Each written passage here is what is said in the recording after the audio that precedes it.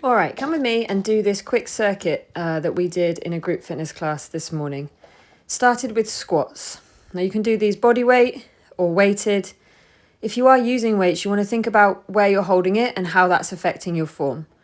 We want to allow our knees to bend, we want to allow our hips to hinge, and it's absolutely fine for your chest and shoulders to come forwards a bit, but try and keep your back straight.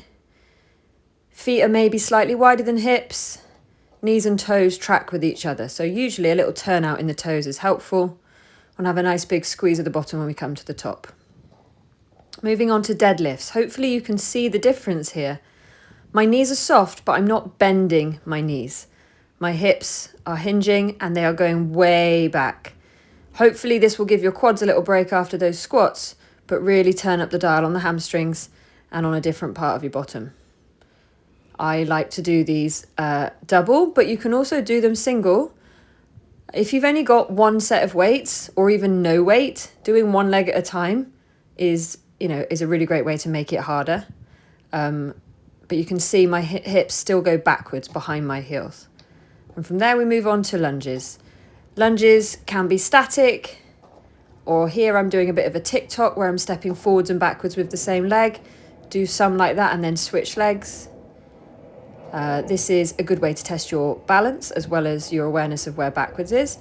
When you are stepping forwards, you can see here I'm stepping slightly wider than centre. This stops you ending up on a tightrope, gives you a better base for balance, gives you more likelihood of getting nice and deep. So that was the upper body section. We did about a minute of each of those and we did it 3 times through.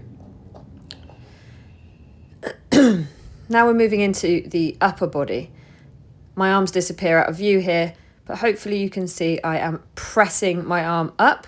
You can either keep the weights, as you can see at the beginning here, next to my head, just moving straight up and down, or you might find that you like to rotate as you lift and lower. What's more important probably than what you're doing is noticing what you're doing, keeping the core tight, trying not to lean over to one side, and just really keeping those elbows in check. Use your to really help you get that extra boost from your core. Try if you can not to wobble around too much. We don't want to strain the shoulders. Moving into curls, we want to keep those elbows nice and close to our sides. You can see there's 2 different hand positions here. Hammer is where you keep the weight vertical, like this. And a regular curl when you've got the weight across. What you want to try and avoid doing if you're holding the weight like that is curling your knuckles in towards your shoulders. Aim to put your wrists on your shoulders and really try not to use too much momentum, letting those elbows fly around and sort of bending in the back. If you're having to do that, you're too tired, the weight's too heavy, so it would be better doing it with like a can of beans or a water bottle. And here we are onto rows.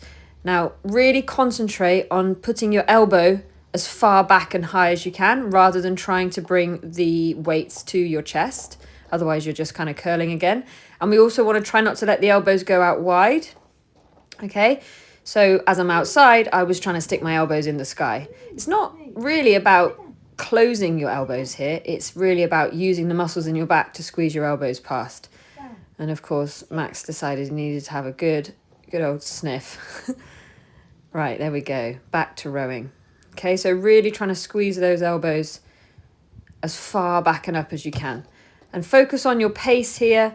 Personally, I find certainly while you're getting used to this movement, it's really handy to split your stance. Gives you a lot better balance and allows your body to hinge forwards without feeling like you're going to fall forwards. So I would highly recommend you do that while you're getting used to this movement. Okay, and we did 3 rounds of those, a minute each. And now we're moving on to balance. If you have something wobbly to stand on, we use the Bosu ball, then you could do that. But here I'm on gravel, standing on one leg, and I've got a weight overhead. The key here is get into a position that is hard for you to stay still. Remember to breathe, keep your core nice and tight, and just try and challenge yourself as much as you can, really.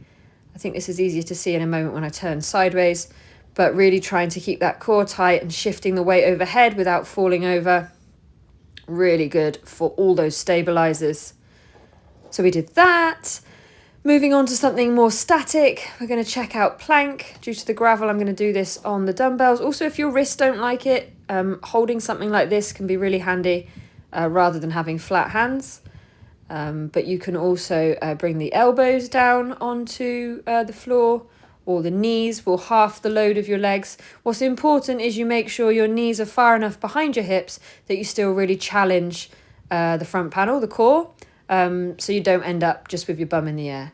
Okay, strong, active legs, eyes are forwards, and just, yeah, stay for as long as your form is good. Better to do several shorter planks than hold for ages, but actually be holding a bad position. And then this was our finisher today, a bit more dynamic. You could use a water bottle, you don't have to use a weight. You could obviously go without the thing, but having something to work around is really helpful. Using the exhale as you take the legs away will help keep you strong and stable. You can have your hands down, you could have your hands up, you could hold the weight on your body, I suppose. So this one's kind of like an in and out. And then it also had a little bit of a play with kind of like a windscreen wiper, hitting my waist a little bit more, which was really spicy. Didn't share that one this morning. I saved that for myself when I got home.